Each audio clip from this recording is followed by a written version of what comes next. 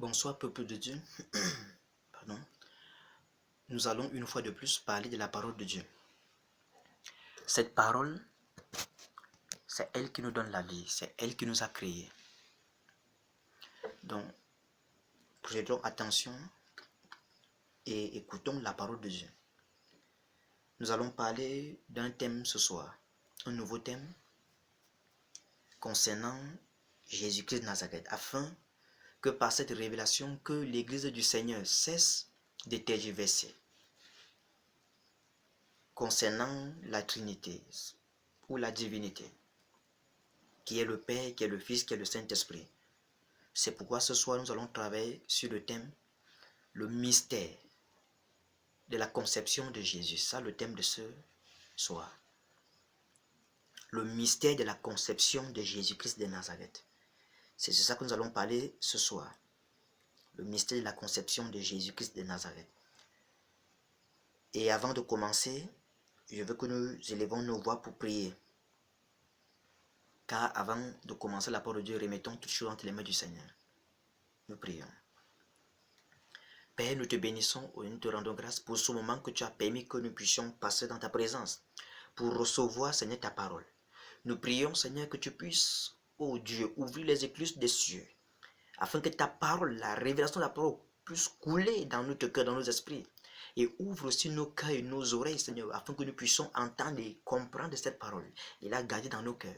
Seigneur, je te prie que partout, permets que par là où les gens vont visionner cette vidéo, les gens sont de visionner, Seigneur, ouvre leur cœur afin qu'ils puissent comprendre ces mystères, Seigneur, et que seul ton nom soit béni et glorifié au nom de Jésus-Christ de Nazareth.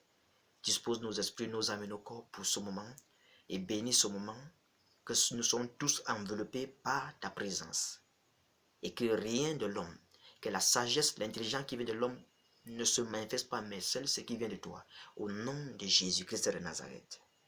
Amen. Peuple de Dieu, le thème de ce soir, c'est le mystère de la conception de Jésus-Christ de Nazareth. Le mystère de la conception de Jésus. Ouvrons nos Bibles rapidement dans le livre de Luc. Luc chapitre 1.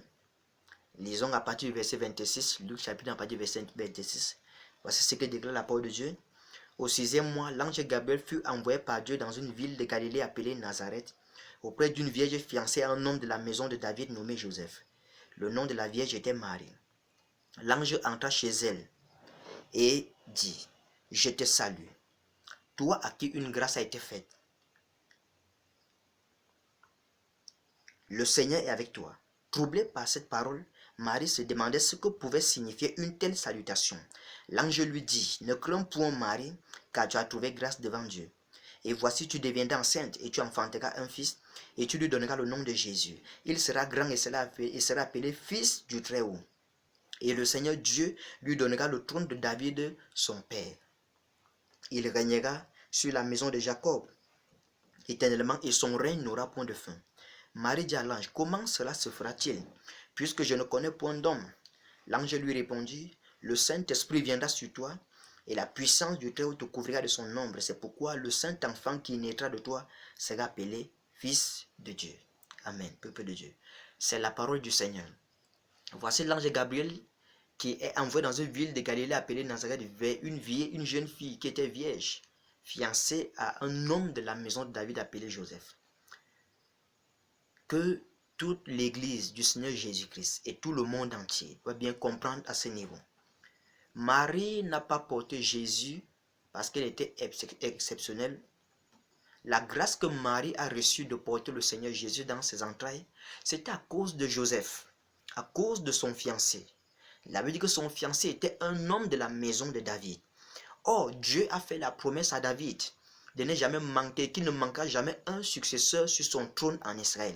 Et ça, c'était la prophétie de Jésus qui devait venir et régner en Israël et dans l'église en tant que le roi des rois. C'est pourquoi l'ange dit à Marie, Dieu lui donnera le trône de David son père. Il régnera sur la maison de Jacob éternellement.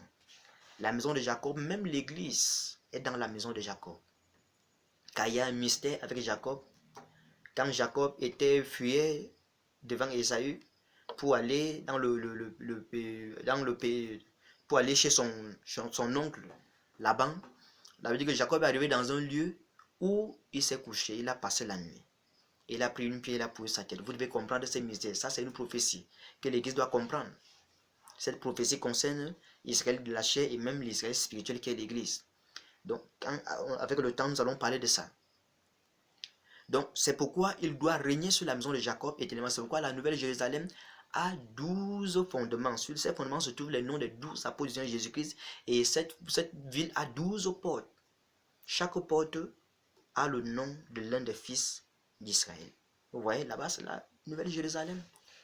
Et c'est ça Jacob. Et Jésus doit régner là éternellement en tant que roi. Puisque nous tous, nous allons entrer dans cette ville. Peuple de Dieu, prêtez attention. Quand l'ange vient dire à Marie, tu vas tomber enceinte, ce n'est pas pour que nous puissions prier ou adorer Marie. Non, Marie est un homme comme moi. Marie est un homme que Dieu a créé comme toi. Donc c'est une femme comme toutes les autres femmes. Elle était une femme comme toutes les autres femmes, mais qui a reçu la grâce à cause de son fiancé. Si tu vivais, toi, une femme ou sœur, une autre femme vivait à l'époque de Joseph, et que Joseph était fiancé à cette jeune dame, c'est cette jeune dame qui allait porter Jésus-Christ dans son sein. Donc si Joseph était fiancé à une autre jeune fille qui n'était pas mariée, c'est cette jeune fille qui allait porter Jésus dans ses entrailles. Donc, laissez Marie tranquille. Marie a reçu sa part de grâce de porter le Seigneur. C'est sa mission. Elle a porté le Seigneur. C'est pourquoi ne l'adorez pas.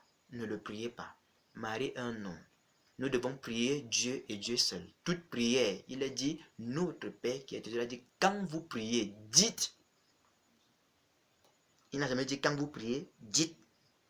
Marie, mère de Jésus, non, ou mère de Dieu. Il dit, dites notre Père. Ça veut dire toute prière est adressée au Père, à Dieu.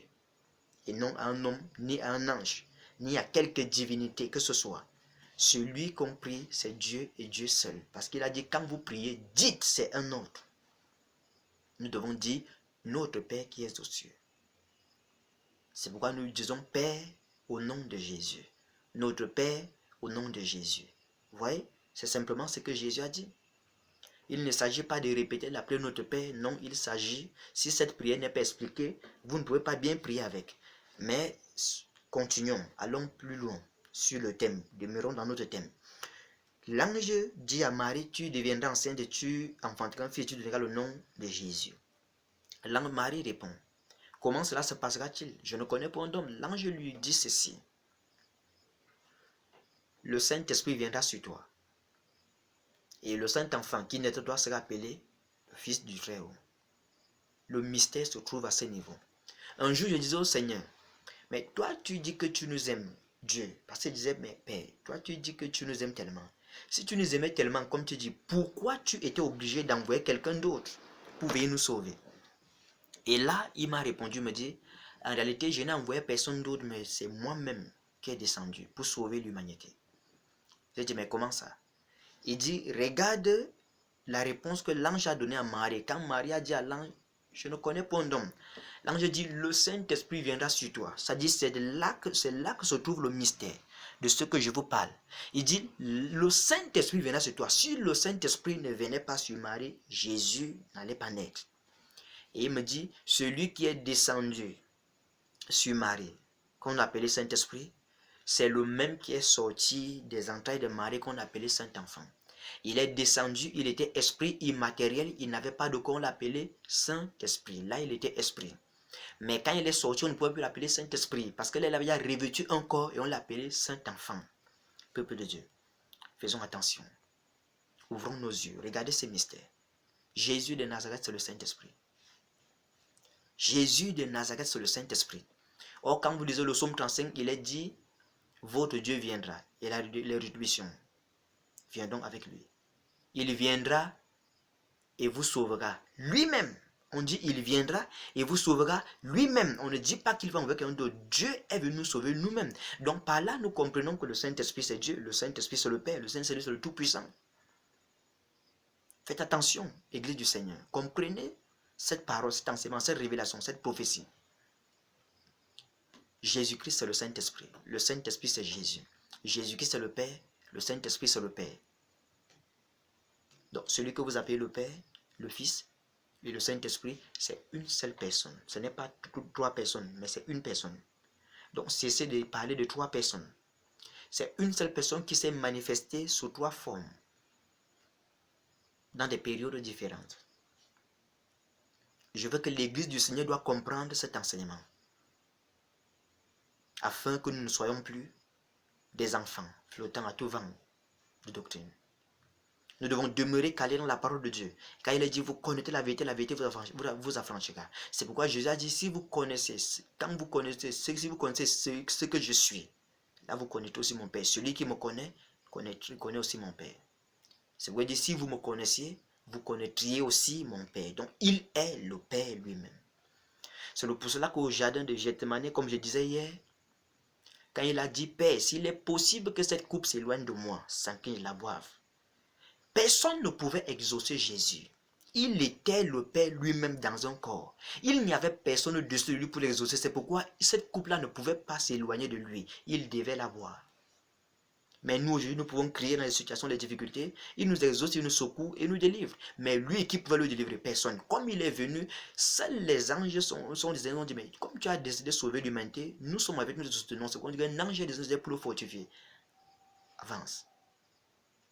Et il a continué. Personne n'était au-dessus de lui pour le fortifier. C'est Dieu qui était là lui-même sur la terre en personne. Si vous lisez Daniel, quand il donne l'explication du songe au roi Nebuchadnezzar, il dit, une pierre s'est détachée de la montagne sans le secours d'aucune main, peuple de Dieu. Sans le secours. On n'a pas lancé cette pierre. Ça veut dire que Jésus n'a pas été envoyé. S'il avait dit qu'une pierre a été lancée de la montagne, là on devait comprendre que Jésus a été envoyé. Mais on dit la pierre s'est détachée de la montagne sans le secours d'aucune main. Ça veut dire que Dieu est descendu lui-même pour venir nous sauver. Pour détruire les œuvres des ténèbres. Pour détruire le système satanique. Le gouvernement mondial qui tenait en captivité les enfants de Dieu. Afin de les renverser, c'est-à-dire on dit que cette pierre est devenue tout un rocher, toute une montagne, un rocher sur la terre qui a rempli toute la terre. Depuis que Jésus est venu, il est la pierre qui est dans la montagne sans le secours d'aucune main et qui a rempli le monde entier aujourd'hui. Les chrétiens sont partout dans le monde entier. Regardez comment cette pierre a rempli le monde. Donc ne prenez pas Jésus comme quelqu'un que vous allez jouer avec lui ou blaguer avec lui. Non, Jésus de Nazareth est le Dieu Tout-Puissant. Faites attention. C'est lui le Saint-Esprit. Donc quand vous appelez Saint-Esprit, le nom du Saint-Esprit, c'est Jésus-Christ de Nazareth. C'est pourquoi on dit Christ en vous. Qui est en vous? Jésus dit, je ne vous laisserai pas orphelin, je viendrai à vous. Et il dit, je suis avec vous tous les jours. Jusqu'à la fin du monde. Qui est avec nous maintenant? On dit le Saint-Esprit, donc sachez que c'est Jésus qui est avec nous. C'est pourquoi il dit, je ne vous laisserai pas orphelin. Je reviendrai à vous. Il est allé, il est parti. Et il est redescendu comme le Saint-Esprit parce que dans le corps physique, il était limité. Et il est parti, il devait sortir du corps. Il devait quitter le corps. C'est pourquoi il est monté au ciel. Il a laissé ce corps assis sur le trône. C'est pourquoi on dit, Jésus-Christ est monté et est assis à la droite de Dieu. Et il est revenu en tant qu'esprit simple, sans corps. Et il habite en nous. C'est pourquoi quand vous montez, vous voyez Jésus-Christ sur le trône. On vous montre ça, c'est Dieu qui se présente devant vous. Avec le corps physique. Ce corps, c'est pour pouvoir se révéler à nous. Parce que personne ne peut supporter la gloire de Dieu sans le corps physique de Jésus. C'est pour dire qu'il y a un seul médiateur entre Dieu et les hommes, Jésus-Christ homme. Ça veut dire que c'est avec ce corps-là que Dieu utilise pour se révéler à nous. Peuple de Dieu, comprenez cette révélation. Comprenez cela, ça c'est la parole du Seigneur, c'est une révélation de Jésus. Tous ceux qui ont l'Esprit de Dieu en eux reconnaissent que ce que j'ai dit maintenant est une révélation. Si quelqu'un parmi vous a l'Esprit de Dieu, qu'il reconnaisse que ce que j'ai dit est une révélation qui vient du Seigneur. Et non d'un homme. Que l'Église du Seigneur cesse de tergiverser. Père, le Fils, le Saint-Esprit, non, attention, c'est la même personne. C'est une seule personne. Le Père c'est une fonction, le Fils c'est une fonction, c'est une fonction qu'une seule personne a joué. Les trois, pour accomplir sa volonté. Quand je vous parlerai, je vous donnerai les définitions que le Seigneur m'a données sur le Père, sur le Fils et sur le Saint-Esprit. Là, vous allez comprendre que c'est la même personne. Voire même à la fin de cet enseignement, je vais vous donner ces définitions. Si je me rappelle. Donc, lisons. Donc, vous devez comprendre que Jésus-Christ est le Saint-Esprit qui s'est voilé dans un corps, dans la chair ou dans un corps humain, afin de sauver les humains. Ça, c'est Jésus là-bas. Il est le Saint-Esprit qui s'est voilé dans un corps pour sauver les humains. C'est Jésus de Nazareth. Ce n'est pas quelqu'un d'autre. Lisons dans Jean chapitre 1. Lisons Jean chapitre 1. Jean chapitre 1. Nous allons lire le verset 1 et le verset 14 seulement. Le verset 1 dit, au commencement était la parole de Dieu. Au commencement était la parole. Et la parole était avec Dieu, et la parole était Dieu. Le verset 14 dit, et la parole a été faite chair, et elle a habité parmi nous pleine de grâce et de vérité. Et nous avons contemplé sa gloire. Une gloire comme la gloire du Fils unique venu du Père. On dit, au commencement était la parole. Oui? Et la parole était avec Dieu, et la parole était Dieu. On dit que cette parole-là a été faite chair. La parole qui est Dieu a été faite chair. Dieu a été fait chair et a habité parmi nous. Vous voyez? C'est Dieu qui s'est fait chair pour habiter parmi nous et venir nous sauver. Vous devez comprendre cela. Église du Seigneur. Sortons de l'ignorance. Sortons de la confusion. C'est Dieu. Dieu lui-même a été fait chair. Dieu a revêtu un corps afin de se révéler à nous. Lisons Jean chapitre 4. Lisons Jean chapitre 4. Jean chapitre 4, lisons le verset 24 seulement. Jean chapitre 4, le verset 24. Voici ce que la Bible dit. Dieu est esprit. Dieu est esprit. Et il faut que ce qu'il adore, l'adore en esprit et en vérité. On nous dit que Dieu est esprit. Si Dieu est esprit, on nous dit qu'au commencement était la parole. La parole était avec Dieu et la parole était Dieu. Vous voyez? Dans Genèse 1, le verset 1, on dit au commencement, Dieu créa les cieux et la terre. La terre était informe et vide et il y avait des ténèbres à la surface de l'abîme. Le verset 2 nous dit, et l'Esprit de Dieu se mouvait au-dessus des eaux. Quand on dit, et l'Esprit de Dieu se mouvait au-dessus des eaux, ce n'est pas que Dieu est à part et son Esprit est à part. L'Esprit de Dieu, c'est Dieu. Parce qu'on dit que Dieu est Esprit. Donc quand on dit l'Esprit de Dieu se mouvait au-dessus des eaux, c'est Dieu lui-même qui était là, en tant qu'Esprit. Le seul Esprit en train de se mouvoir au-dessus des eaux. C'était Dieu lui-même. Avant que Dieu doit créer le monde, il doit créer l'univers, il y avait tout un vide sans fin. Je dis bien tout un vide sans fin. C'est ce que le Seigneur m'a montré. Tout un vide sans fin. Et il s'est déplacé dans ce vide. Il était le seul être, la seule présence, la seule vie qui existait, qui était là. Il était la seule existence dans ce vide. Il remplissait tout le vide. Ça, c'était avant que Dieu puisse créer les cieux et la terre. Dieu remplissait tout ce vide, tout l'univers sans fin. Il remplissait. Et il a décidé de se rassembler ou de se concentrer. Dieu est un concentré de lumière. C'est où on dit que Dieu est lumière. Il remplissait tout le vide. Tout le cosmos, il remplissait tout cela. Et quand il a décidé de se concentrer, c'est où on dit que Dieu, il remplit même les cieux et les cieux ne peuvent le contenir. Les cieux et les cieux ne peuvent le contenir. Il remplit partout. Et il a décidé de se concentrer. En se concentrant, il est devenu comme une boule de feu. Ou une boule de lumière. Et il éclairait ce vide. Il éclairait ce vide. Et il s'est déplacé pour voir ce qu'il allait faire à ce niveau. C'est pour cela qu'il a commencé à créer les esprits. Tous les ans qu'il a créé, il est taillé de lui-même. Il est taillé sur lui. C'est avec une partie de lui qu'il a créé les esprits, les êtres, les anges. On parlera de cela un autre jour. Et c'est lui, esprit, qui se mouvait au-dessus des eaux quand il créait la terre. Là, il avait déjà créé les cieux depuis. Quand il créait la terre, il se mouvait. C'était Dieu lui-même. Ne croyez pas que Dieu est à part et son esprit à part. L'esprit de Dieu, c'est Dieu. Faites attention. Sortons de l'idolâtrie. Peuple de Dieu. Église du Seigneur. C'est pour cela qu'il est dit, au commencement était la parole. La parole était avec Dieu, la parole de Dieu. Et la parole a été faite chair au verset 14.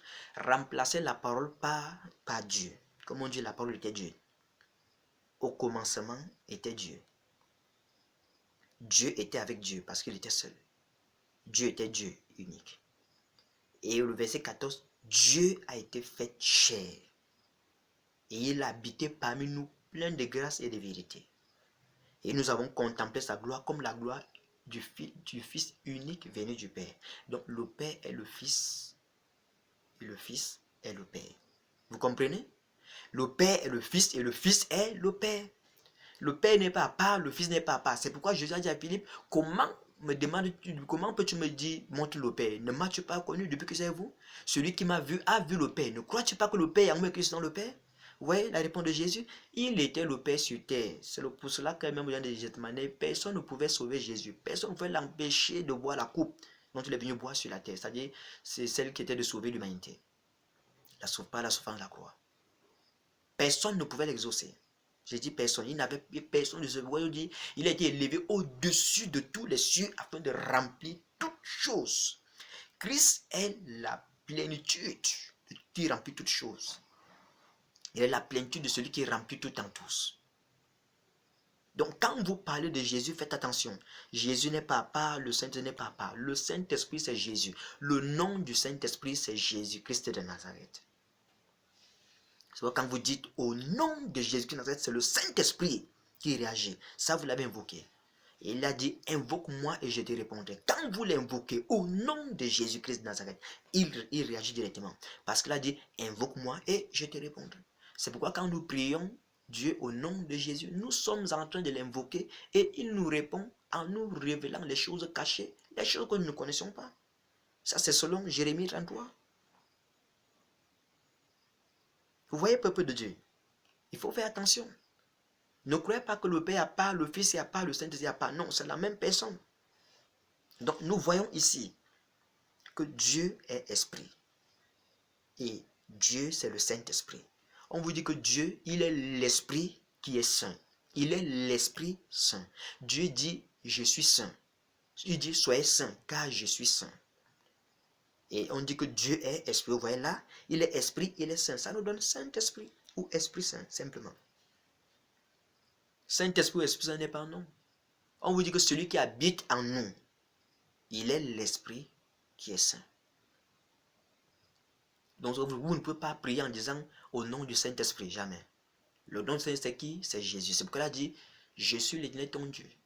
Tu n'auras pas de Dieu en face. Tu ne prendras point le nom de l'Éternel ton Dieu en vain. Le nom de l'Éternel ton Dieu. Il dit, tu ne prendras point, tu ne prononceras pas le nom de l'Éternel. Le nom de l'Éternel, c'est qui? C'est Jésus-Christ de Nazareth. Voici le nom de l'Éternel. Donc il faut éviter de jouer avec le nom de Jésus-Christ. Quand vous appelez Jésus-Christ, c'est le nom de l'Éternel. Et il dit, tu ne prononceras pas le nom de l'Éternel ton Dieu en vain. Tu ne prendras point ce nom en vain. Cessez de jouer avec ce nom, de prononcer partout Jésus-Christ de Nazareth. Jésus-Christ de Nazareth. Il est dit à la mention de ce nom, tout genou fléchit dans les cieux, sur la terre et sous la terre. Vous ne comprenez pas comment? Ne jouez pas avec ce nom. Ça, ce n'est pas un simple nom que vous allez jouer avec. À la mention de ce nom, les genoux fléchissent dans les cieux, sur la terre et sous la terre. C'est parce que celui qui porte le nom là, c'est le Tout-Puissant lui-même. Comprenez ce mystère-là aujourd'hui. Celui qui est venu sauver l'humanité, en fait, c'est Dieu lui-même qui est descendu pour sauver l'humanité. Vous voyez? Donc, c'est pourquoi le verset de Jean 3,16, le dit, Dieu a tant aimé le monde, et il a donné son Fils unique. Il faut dire, Dieu a tant aimé le monde, et il s'est sacrifié pour nous. Celui qui est le Père, c'est le même qui est le Fils, c'est aussi le même qui est le Saint-Esprit. C'est Dieu, la même personne, peuple de Dieu. Donc, vous devez comprendre cela. Dieu est esprit. Si Dieu est esprit, il est Esprit Saint. Pour comprendre que le Saint-Esprit, c'est Dieu et que le Saint, c'est l'Éternel et que l'Éternel, c'est le Saint-Esprit, allons dans le livre d'Hébreux. Regardez ce que la Bible nous dit dans le livre d'Hébreux, chapitre 3. Hébreux, chapitre 3, lisons du verset 7 au verset 11. Voici ce que déclare la parole de Dieu. Hébreux 3, 7 à 11. C'est pourquoi, selon ce que dit le Saint-Esprit, aujourd'hui, si vous entendez sa voix, n'endurcissez pas vos cœurs, comme lors de la révolte, le jour de la tentation dans le désert, où vos pères me tentaient pour m'éprouver, et ils virent mes œuvres pendant 40 ans. Aussi, je fus irrité contre cette génération, et je dis, ils ont toujours un cœur qui s'égare, ils n'ont pas connu mes voies. Je jurai donc dans ma colère, ils n'entreront pas dans mon repos. Qui parle?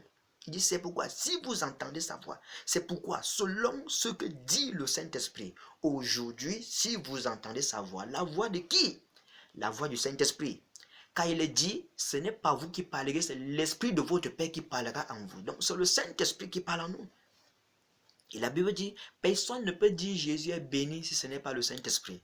Et personne ne peut maudire, il ne peut dire Jésus est maudit ou anathème par le Saint-Esprit. C'est le Saint-Esprit qui parle par nous.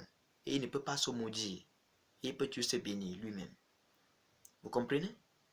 Si vous entendez sa voix, comme maintenant vous entendez sa voix, il dit n'endurcissez pas vos cœurs. Vous comprenez ce qu'il dit? Si vous entendez sa voix, n'endurcissez pas vos cœurs. Comme lors de la révolte, le jour de la tentation dans le désert, le Saint-Esprit dit où vos pères me tentaient pour m'éprouver. Nos pères, le peuple d'Israël, tentait qui? Le Saint-Esprit au désert. Il tentait qui? L'Éternel. Là-bas, on l'appelait l'Éternel. Vous comprenez maintenant?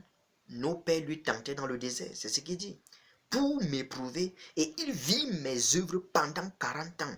Aussi, je fus irrité contre cette génération, et je dis, ils ont toujours un cœur qui s'égare. Ils n'ont pas connu mes voies. C'est pourquoi dans Nombre 14, du verset 1 jusqu'au verset 38, vous allez trouver cette histoire à l'intérieur, où Moïse a dit à Josué de choisir 11 personnes, une personne par tribu, pour aller explorer le pays de Canaan. Arrivé là-bas, quand ils ont vu le pays et tout, ils ont eu peur des enfants d'Anak, qui étaient des géants de la race de Goliath. Et ils ont découragé le peuple, ils ont commencé à pleurer, que pourquoi vous nous avez fait sortir du pays d'Égypte, Moïse, Aaron et votre Dieu. C'était mieux pour nous de mourir en Égypte que de venir mourir sur le désert. Ils ont dit, nommons un chef à nos têtes pour retourner au désert. Et ils ont dit, mais pourquoi l'Éternel nous fait entrer dans ce pays où nos femmes et nos petits-enfants vont mourir, seront livrés, vont tomber sous le glaive. Et le Seigneur s'est irrité parce qu'ils ont décidé de lapider Moïse et Aaron. C'est pour ça que la gloire de Dieu apparut dans la tente d'assignation devant tout le peuple. Et Dieu a dit, jusqu'à quand ce peuple-ci me méprisera? Me méprisera-t-il? Et n'obéira pas à mes lois. Malgré tous les signes, les produits, les miracles que j'ai opérés au milieu de lui.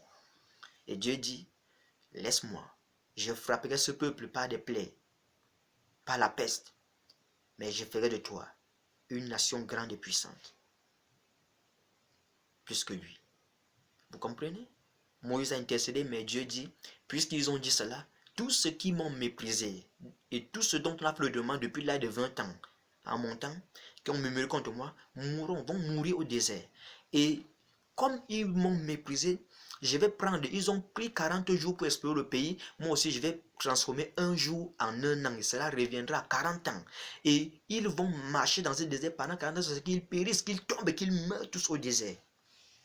Et c'est leurs enfants et leurs femmes qu'ils ont dit qu'ils vont mourir là, qui vont entrer dans la terre promise.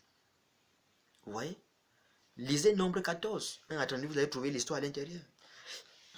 Peuple de Dieu, écoutez bien la parole de Dieu. Ça, c'est le Saint-Esprit. C'est lui qu'on appelait là-bas l'Éternel, parce qu'on dit Dieu est esprit.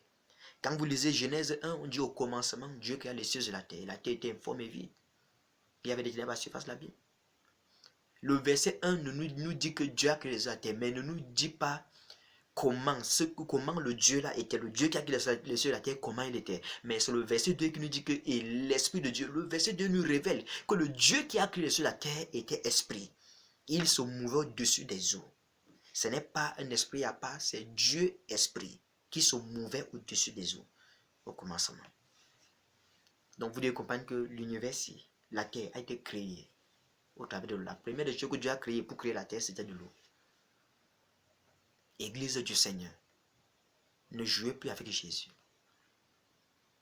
Quand vous appelez Jésus, c'est le Saint-Esprit que vous invoquez. Et il doit vous répondre. Il a dit, tout ce que vous demanderez en mon nom, je le ferai. Afin que le Père soit glorifié dans le Fils. Ça, c'est pour dire que Dieu est glorifié pour nous en ce moment-ci dans la dimension du Fils. On ne peut pas glorifier Dieu dans la dimension du Père, c'est impossible.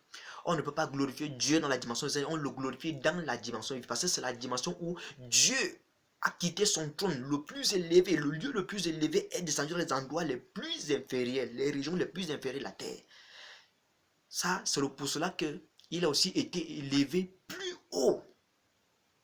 C'est pourquoi quand on adore Dieu au ciel en tant que Jésus, il n'y a pas une gloire qui dépasse cette gloire-là au ciel.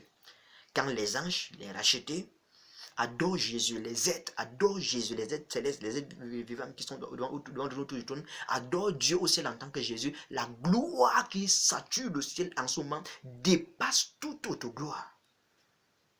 présentement, parce que le Père est glorifié dans le Fils. Le Père est glorifié en tant que le Fils, peuple de Dieu. J'espère que vous me saisissez, car c'est la parole de Dieu. Donc ne mettez plus le Père à part, Jésus-Christ qui est le Fils à part, le Saint-Esprit à part. Non, c'est la même personne, peuple du Seigneur, Église de Dieu. Le Saint-Esprit est la parole. Et Jésus-Christ est aussi la parole. Regardons encore cela. C'est pourquoi j'ai parlé du mystère de la conception. Regardons encore cela. Lisons Jean chapitre 1 toujours. Nous allons lire le verset. Là, nous allons lire seulement le verset 14 de Jean 1. Il a dit ceci. Et la parole a été faite chair.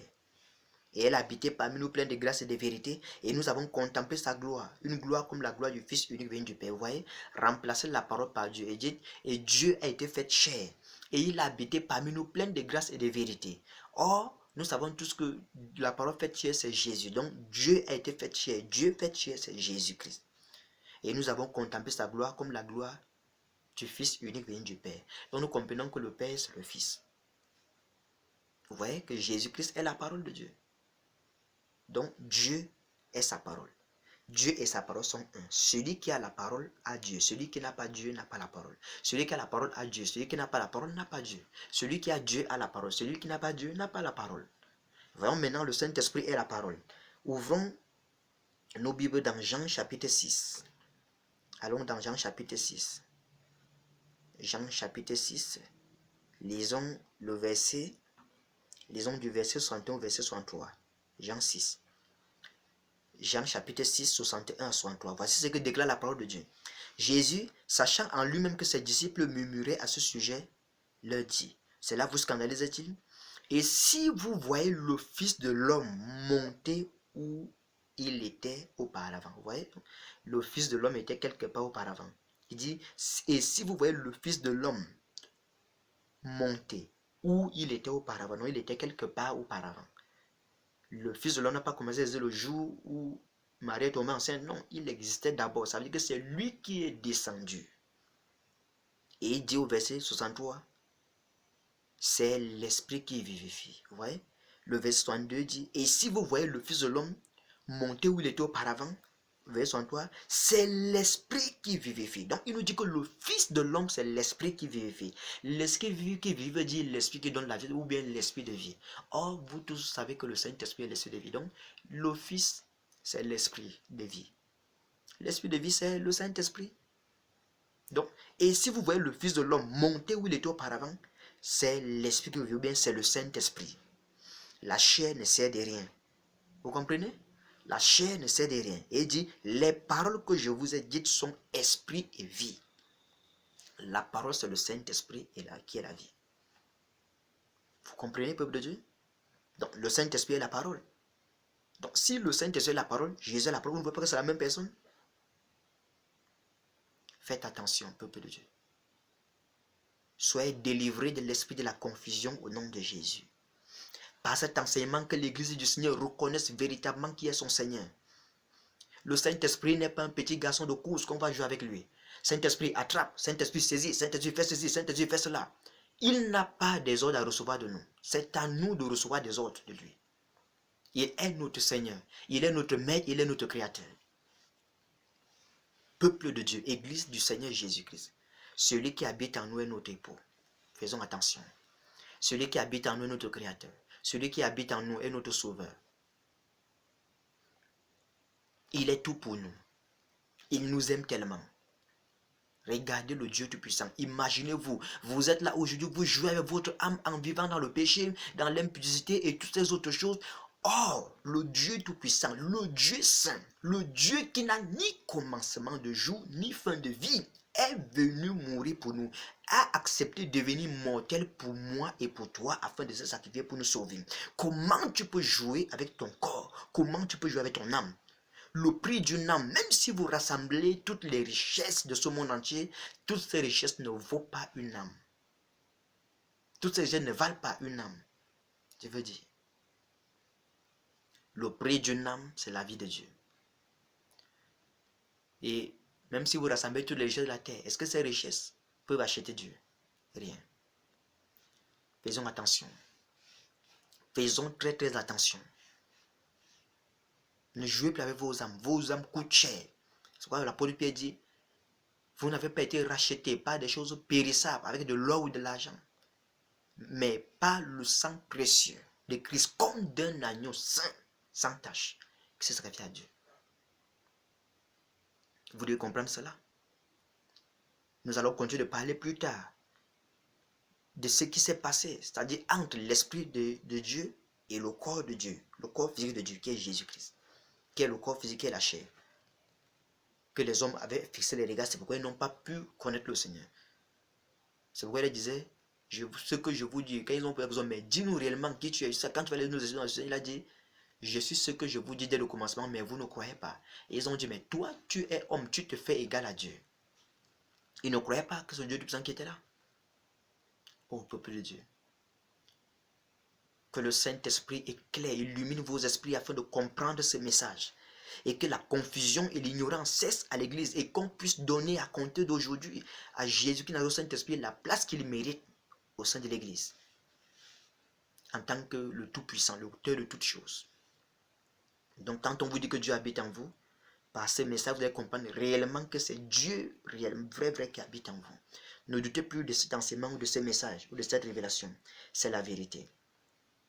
Le Fils de l'homme est l'Esprit Saint. Le Fils de l'homme est l'Esprit Saint. Dans Jean chapitre 6, le verset 62 à 63, il dit, et si vous voyez le Fils de l'homme monter où il était auparavant, c'est l'Esprit qui vivifie, la chair ne sert de rien. Les paroles que je vous ai dit sont esprit évident. Le Fils de l'homme qui est Jésus, il est l'Esprit. Il dit que si vous voyez le Fils de l'homme remonter où il était auparavant, c'est l'Esprit qui vivifie quand il remonte. Ce n'est pas le Fils de l'homme. Donc le Fils de l'homme, c'est l'Esprit. Il dit la chair ne sert de rien. Donc le Fils de l'homme, c'est l'Esprit. Et voyons aussi dans Luc chapitre 1, le verset 34 et le verset 35 de Luc chapitre 1. Regardez ce que Luc chapitre 1 nous dit, 34 à 35. Il dit ceci. Marie dit à l'ange, comment cela se fera-t-il puisque je ne connais point d'homme? L'ange lui répondit, le Saint-Esprit viendra sur toi et la puissance du Très-Haut te couvrira de son ombre. C'est pourquoi le Saint-Enfant qui naîtra doit se rappeler Fils de Dieu. Vous voyez? On dit que l'enfant qui doit naître est saint. Or, il dit, si vous voyez le Fils de l'homme remonter les dos par avant, c'est l'Esprit qui vivait quand il remontait. Et il dit, l'enfant qui naîtra, le Saint-Enfant, donc l'enfant est saint. Donc, et l'enfant là, c'est Jésus. Jésus est saint et il est esprit. Donc, Jésus, c'est l'Esprit Saint. Église du Seigneur. Vous comprenez maintenant? Le nom du Saint-Esprit, c'est Jésus-Christ de Nazareth. Jésus-Christ de Nazareth, c'est le Saint-Esprit qui habite en nous. Ça, c'est le mystère de la conception de Jésus. Vous devez comprendre cela afin d'être délivré de la confusion. Peuple de Dieu. Sortons de l'idolâtrie. Sortons de l'idolâtrie. Allons dans le livre de 1 Jean. 1 Jean chapitre 5. 1 Jean chapitre 5. Lisons simplement les deux derniers versets, le verset 20 et le verset 21. De 1 Jean chapitre 5. Voici ce que l'apôtre de Dieu déclare dans 1 Jean chapitre 5, le verset 20 au verset 21. Nous savons aussi que le Fils de Dieu est venu. Nous savons aussi que le Fils de Dieu est venu. Et qu'il nous a donné l'intelligence. Il nous a donné l'intelligence pour connaître le véritable. Et nous sommes dans le véritable, en son Fils Jésus-Christ. Comment on peut dire que le Fils de l'homme, le Fils de Dieu est venu? Il nous a donné l'intelligence pour connaître le véritable. Et nous sommes dans le véritable en son Fils. Nous sommes dans le véritable au Fils de Dieu. Vous voyez? Donc on nous dit que le Fils de Dieu, son Fils, c'est Jésus-Christ. Vous comprenez encore? Le Fils de Dieu, c'est Dieu et son Fils, c'est Jésus-Christ. Il nous a donné l'intelligence pour connaître le véritable. Et nous sommes dans le véritable en son Fils Jésus-Christ. Le verset 21 dit, c'est lui qui est le Dieu véritable. C'est Jésus-Christ. Lui-là est mis pour Jésus. C'est Jésus qui est le Dieu véritable et la vie éternelle. Et il dit, petits enfants, gardez-vous des idoles. Gardez-vous des idoles. Pas les idoles, les images. Le Père n'a pas une idole. le Fils a pas une idole, le Saint-Esprit a pas une idole. Ça fait le pluriel, des idoles. Vous comprenez ici? Ça, ce n'est pas l'idolâtrie des images, non. Ça, c'est l'idolâtrie dont l'apôtre parle ici. Le Saint-Esprit ne parle pas l'apôtre. C'est parce qu'il savait que l'Église allait chercher à diviser. Le Père à part, le Fils à part, le Saint-Esprit à part. Or, nous voyons ici là que le Père, c'est le Fils c'est le Père. Le Père, c'est le Saint-Esprit, le Saint-Esprit, c'est le Père, le Fils, c'est le Saint-Esprit, le Saint-Esprit, c'est le Fils. C'est une seule personne. Ça veut dire, gardez-vous des idoles. Fuyez l'idolâtrie, sortez de l'idolâtrie, que l'Église se répande à cause de ce péché d'idolâtrie. Il n'y a pas trois dieux, il n'y a pas trois personnes. C'est à cause de ça que l'Antichrist a renversé l'Église, a eu l'Église dans les années 300, 312. Pendant au concile de Nicée, sur 300 évêques, 288 évêques soutenaient et disaient que dans le mystère de Dieu, il y a Dieu le Père qui est plus grand que tous, et il y a Dieu le Saint-Esprit qui est inférieur à Dieu le Père, et il y a Dieu le Saint-Esprit qui est aussi encore inférieur à Dieu le Fils. Mais 2 évêques seulement ont dit, celui qu'on appelle le Père, c'est le même qui est venu dans le monde qu'on appelle le Fils, et c'est le même qui habite en nous aujourd'hui, conduit l'Église qu'on appelle le Saint-Esprit.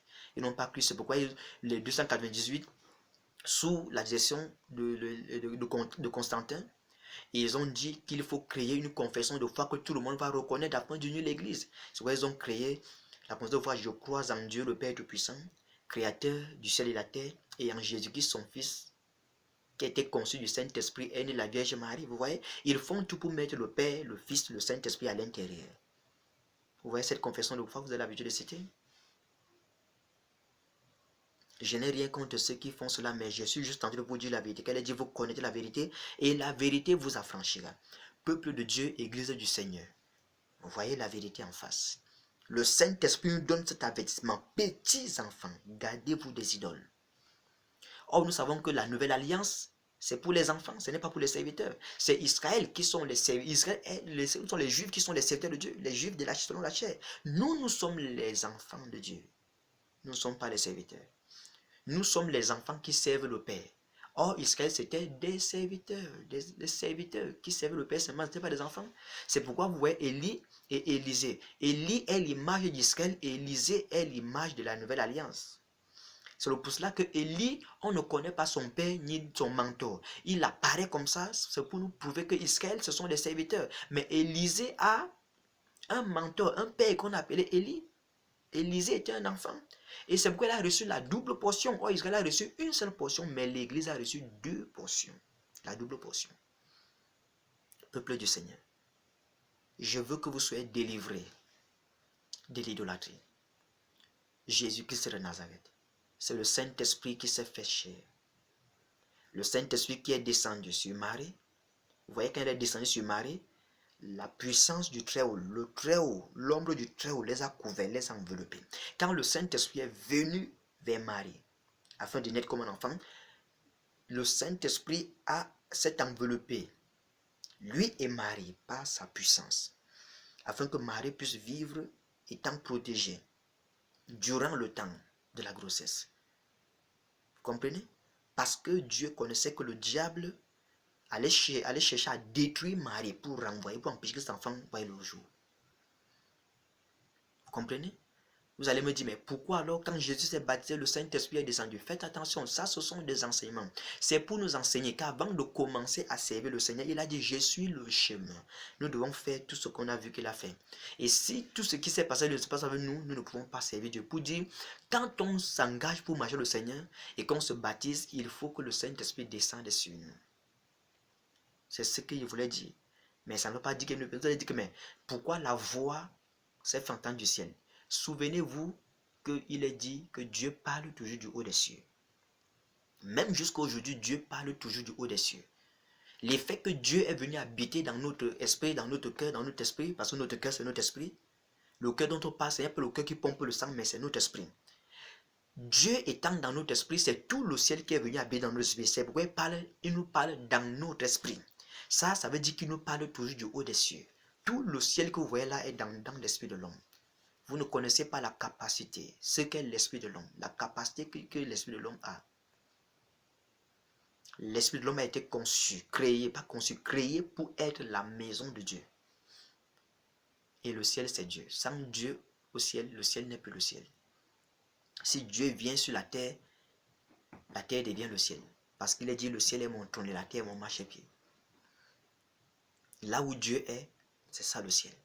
C'est pourquoi il dit, le royaume de Dieu ne viendra pas d'une manière spectaculaire. Le royaume de Dieu est au milieu de vous. On sait que le royaume de Dieu, c'est le ciel. Mais comment dit le royaume de Dieu au milieu de vous? Donc, le royaume de Dieu est venu habiter dans notre esprit. Est venu dans notre esprit. C'est là que Dieu est. Le trône de Dieu qui est au ciel habite dans et se trouve dans l'esprit de tous les croyants, de tous les chrétiens. Peuple de Dieu, voici le mystère de la conception de Jésus. Le Seigneur m'a donné cette révélation, pas parce que je suis plus grand ou comment, non, mais c'est juste afin que sa parole, c'est afin que sa parole soit révélée ou soit donnée à son Église. Voici ce que le Seigneur a voulu que je puisse partager avec vous ce soir. Peuple du Seigneur, Église de Jésus, prêtez attention, prêtez l'oreille, écoutez ce message. Celui que vous appelez l'Éternel des armées. Dans les autres âges, on l'appelait l'Éternel Père, l'Éternel notre justice, l'Éternel notre bannière, l'Éternel qui guérit, l'Éternel qui délivre, l'Éternel qui bénit, l'Éternel notre Père, l'Éternel qui pourvoit. Ça, ce sont les hommes qui lui ont donné ces noms. Parce que j'étais dans le besoin, Dieu a pourvu, je vais l'appeler l'Éternel qui pourvoit. C'est ça, Jéhovah Jireh. Vous comprenez? Parce que quelqu'un est dans le trouble, il n'a pas la paix, Dieu se manifeste à lui et lui donne la paix et dit, je vais t'appeler l'Éternel Paix. C'est-à-dire Jéhovah Shalom. C'est ce que vous devez comprendre. Donc quand on dit Jéhovah et on dit l'Éternel, c'est la même chose. Faites attention.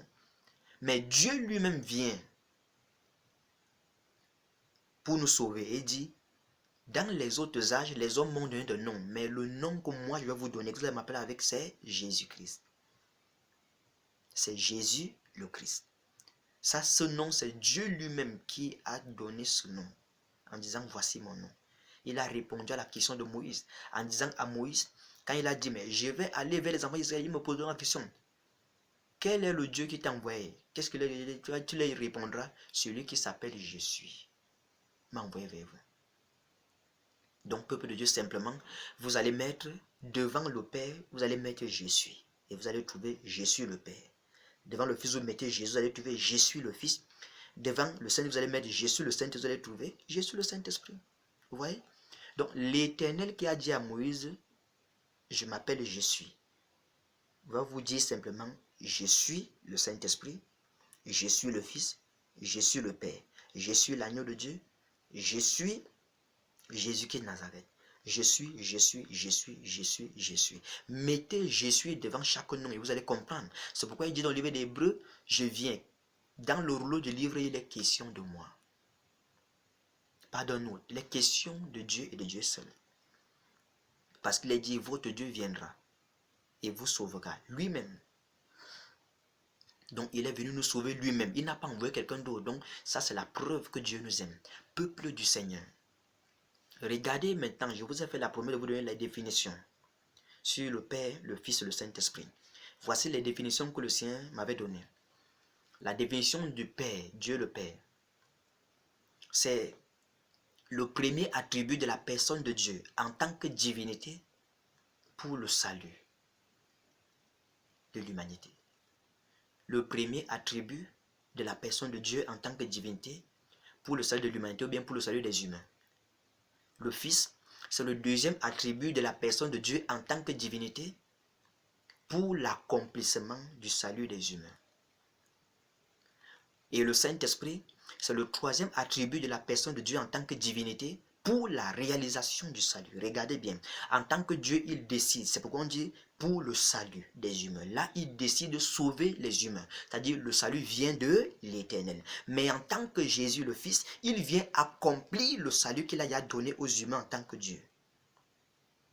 Vous voyez, c'est pourquoi on dit pour l'accomplissement du salut. Mais en tant que le Saint-Esprit, il réalise le salut qu'il a donné aux humains en tant que Dieu et qu'il a réalisé, qu'il a accompli en tant que Jésus, il réalise cela en tant que le Saint-Esprit. Vous comprenez maintenant? C'est pourquoi quand Dieu a dit, le salut vient de moi, je suis votre salut. je vous sauverai, je vous délivrerai. Là, Israël n'était pas encore sauvé. Quand Jésus est venu et avant qu'il ne sacrifie, personne n'était sauvé. Même quand il s'est sacrifié, personne n'était sauvé. Personne n'avait le Saint-Esprit. La Bible dit que Dieu est le Père de tous ceux qui ont l'esprit du Fils en eux. Personne n'a le Saint-Esprit. Mais nous voyons que le salut était déjà accompli. Mais aucun homme n'avait le salut en lui-même. Quand le Saint-Esprit est venu, le salut qui est accompli par Jésus-Christ s'est réalisé. Le jour que le Saint-Esprit est venu dans les hommes. Donc, si tu dis que tu as reçu Jésus et que le Saint n'est pas en toi, le salut de Dieu n'est pas encore réalisé. Tu vas rater l'enlèvement. C'est pourquoi supplie le Seigneur pour qu'il te donne le Saint-Esprit, si tu n'as pas encore. Il a dit demandez et vous recevrez. Demandez quoi? Le Saint-Esprit. Pas autre chose. Cherchez et vous trouverez. Cherchez qui? Le Saint-Esprit. Frappez et l'on vous ouvrira. Frappez quoi? Frappez à la porte de Dieu pour qu'il vous donne son esprit. Peuple de Dieu, voici ce que le Seigneur m'a mis à cœur de partager avec vous ce soir, afin que le peuple de Dieu ne soit plus dans le doute ou dans la confusion au sujet de la divinité ou de la Trinité, comme vous appelez. Donc comprenez que celui qu'on appelle le Père, c'est le Saint-Esprit. Et Jésus-Christ c'est le Saint-Esprit qui s'est voilé dans un corps afin de venir nous sauver. Puisque l'expiation d'une âme se fait seulement par une âme. Or, dans Genèse 9, le Seigneur dit à Moïse, la vie de toute chair se trouve dans son sang, car le sang c'est l'âme. Donc, l'expiation d'une âme se fait par une âme. Pour le pardon des péchés des âmes, il fallait le sang. C'est pourquoi le Saint-Esprit a pris un corps, s'est formé un corps. Et dans ce corps, il y avait le sang. Et c'est avec ce sang-là qu'il devait faire l'expiation de nos âmes. Parce qu'il a dit, l'âme qui pêche, c'est celle qui mourra. Donc, peuple du Seigneur, que le Seigneur vous bénisse et qu'il vous garde. Père, je proclame que partout là où ce message, cette vidéo sera visionnée, ce message sera écouté, laisse que les esprits s'ouvrent, que ta parole, Seigneur, puisse les remplir, que la révélation de ta parole saisisse tous ceux qui vont écouter ce message, tous ceux qui vont visionner cette vidéo. Au nom de Jésus-Christ de Nazareth, que l'Éternel vous bénisse et qu'il vous garde au nom puissant de Jésus-Christ de Nazareth. Amen.